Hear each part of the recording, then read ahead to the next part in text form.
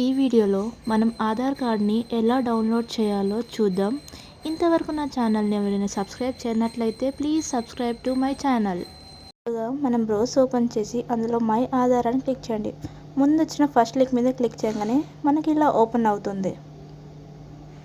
అందుకే స్క్రోల్ చేసుకున్నట్లయితే ఇక్కడ గెట్ ఆధార్ అనే ఆప్షన్ ఉంది కదా, దాని మీద క్లిక్ చేయండి.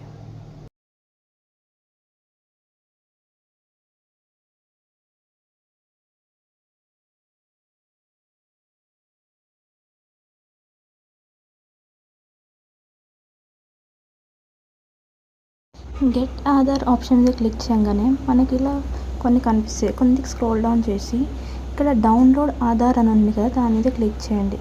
ఇక్కడ చూసుకున్నట్లయితే మనకి Aadhaar number, download enrollment number, ఇక్కడ 4 ఆప్షన్స్ ఉన్నాయి. అది ఏదైనా చేసుకోవచ్చు. కానీ ఇక్కడ నేను నా ఆధార్ నెంబర్ని ఎంటర్ చేస్తున్నాను.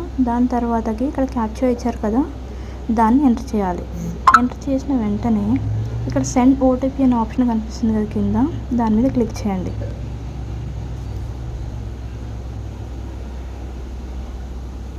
క్లిక్ చేయగానే మన మొబైల్ ఫోన్కి ఒక ఓటీపీ వస్తుంది. ఆ ఓటీపీని ఇక్కడ ఎంటర్ చేయండి.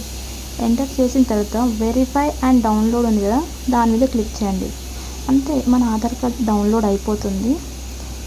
ఇదిగోండి, చూసారా మన ఆధార్ కార్డ్ డౌన్లోడ్ అయిందని టిక్ మార్క్ వచ్చింది కదా.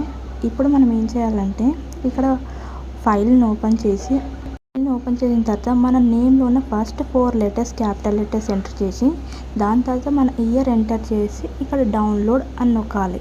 అప్పుడు మన ఆధార్ కార్డ్ అనేది ఓపెన్ అవుతుంది.